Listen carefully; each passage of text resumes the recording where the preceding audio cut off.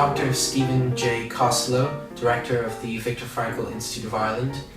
He is a philosopher, author, and logotherapist. We're in his consulting room, and the topic of the day is happiness. Dr. Costello, what is happiness, and can it be defined? I think it's very hard to define most concepts like God, green, goodness. People think they know what happiness is and they probably can't define it. So it is hard to define any word. The best definition I came across, and actually one of the first in the Western intellectual tradition, was from Aristotle, the philosopher, who said that happiness is an activity of the soul in accordance with virtue. In other words, it's some activity, it's something we do, and it's about virtue, it's about moral goodness. So the happy person is the person who is morally good because he's integrated his passions with reason. There's an integration of the virtues. So that was the first definition, almost putting it on a par with moral goodness. And the word he uses for happiness is eudaimonia, which means actually to be in spirit. So it's something like a spiritual happiness. It's really a kind of flourishing. It's not what we might think now in the 21st century, like a private pursuit of pleasure or self-satisfaction. It's not about that. For Aristotle, it had social and political consequences. So it was about flourishing rather than pleasure. It was something spiritual. And later in his book, The Ethics, the Nicomachean Ethics, he talks about contemplation, immortalizing, bringing our minds up to less from mortal things, more to immortal, imperishable goods. So happiness has that connotation in the old Greek tradition. And I think it's a tradition we've lost. And it's become equated really with the pursuit of pleasure in the 21st century, certainly.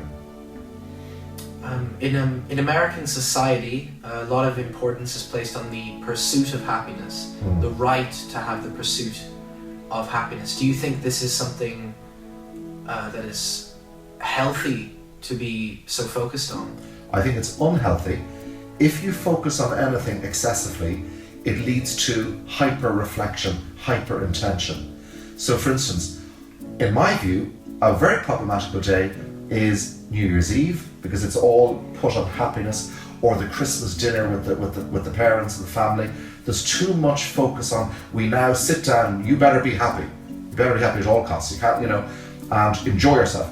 So it's put like that. There is no right to happiness, I'd argue, because if there's a right to happiness, somebody's a duty to give it to you, and that's problematical.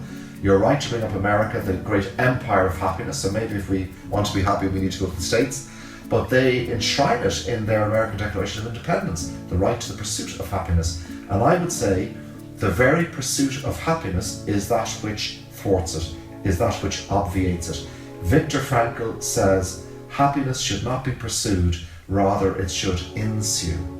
So in other words, life does not owe you happiness, rather it offers you meaning. And we need to give up on this hysterical hunt for happiness. So happiness will happen, that's its etymology. The meaning of happiness is to happen.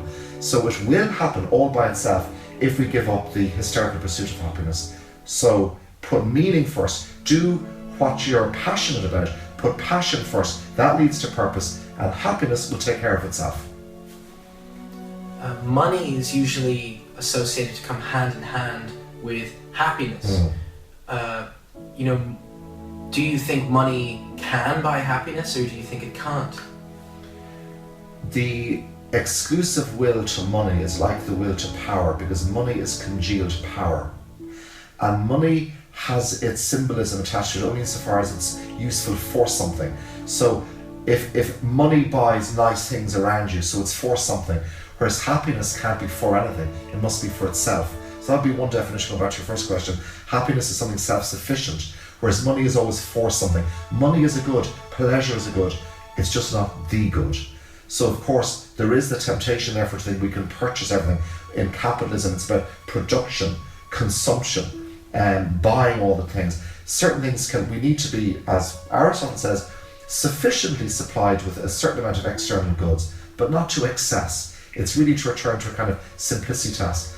But happiness or flourishing is really when we fire on 3 cylinders. So Viktor Frankl sees the human person as body, mind, spirit, soma, psyche, nous. So if I fire on 3 cylinders every day, soma, take care of my body through exercise, nutrition, sleep, mind, feeling emotionally secure, intellectually vivacious, and spirit in a non-religious sense, which would mean prioritizing or mobilizing the will to meaning rather than the pursuit of happiness or pleasure, conscience, love, meditation, orienting ourselves to the true, the good and the beautiful, nature, culture, art. All these ways are ways that we actually become happy. Happiness will happen all by itself. We don't need to set out on the direct pursuit of it. So sometimes the oblique approach is more important here. And do you think engaging in pleasurable activities should equal happiness? Do you think if someone has a lot of pleasure in their life, they should automatically be happy?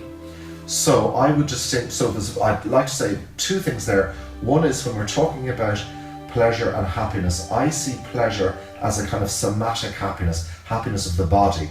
So we tend to think of food, sexuality. These things are happiness at the level of the body, but it's somatic. So it's what I would call pleasure. That's important. Happiness is higher than mere pleasure. If we just put or prioritize in our lives the pursuit of pleasure, it's a mere bovine existence. The cows do as much. Happiness is higher, it's a higher order. It's something mental, it's something intellectual, it's something rational, it's something psychological. It pertains to the mind. So I would see happiness as psychical.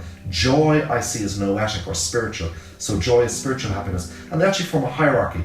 Pleasure, happiness and joy. Soma, psyche, nous. Now, the higher dimensions include but transcend the lower dimensions. So you can have pleasure but no happiness. But you can't have happiness and no pleasure. Just as joy includes happiness and pleasure, but happiness needn't include joy. So it forms this trichotomy. And I would say that if you put meaning first, happiness will happen all by itself. And how you put meaning first, Frankl says there's three main ways we find meaning. One, in our creations, in all the things we do for the world. We might write poems, we might do something creative, but it could also be the way we work, our style of existence, all the things we do for the world, our contributions, our legacy to life. And then the second main pathway to meaning is all our experience or encounters, all things we receive from the world. Unique experience encounters with people, especially those whom we love, work and love. But the third one is beyond that, and that's when we're deprived of that capability or ability, and what's left to us is only what goes within inside our own minds. So for instance, if we take Frankl in Auschwitz, at the concentration camps he was in, everything was taken from him by the Nazis, except one thing, the attitude inside his own mind. That they couldn't take. He described as the last of the human freedoms, and that's the ability to respond to unbearable suffering. And that's another way to find meaning. If everything is taken from us, there's no meaning itself in suffering, but how we respond to what we do with it, that gives the meaning. And that's a really important one as well. And it's not been taken sufficiently into any discussion on the meaning of happiness or on the meaning of meaning and what it means to be human. What it means to be human is to live a life of fullness and wholeness. So we're operating in soma, psychic and noetic dimensions. So I would say that's really important, crucial for Viktor Frankl. So what you're saying and what is the basis of most of Dr. Frankl's work is that man's search for meaning is far more important than their pursuit or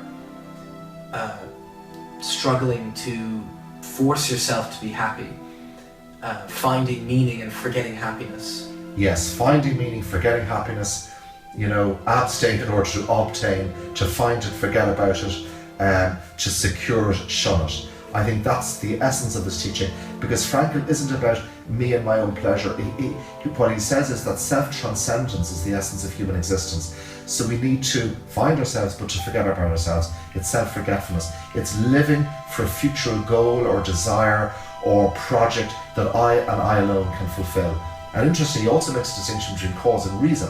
In other words, if I'm cutting an onion and it leads to the secretion of tears, that causes sadness, but it's not a reason for being sad. So likewise, if I have lots of take drugs tonight or drink, it can cause happiness, but it's not a reason to be happy. And we above all want a reason to be happy. Thank you very much, Dr. Costello. Pleasure.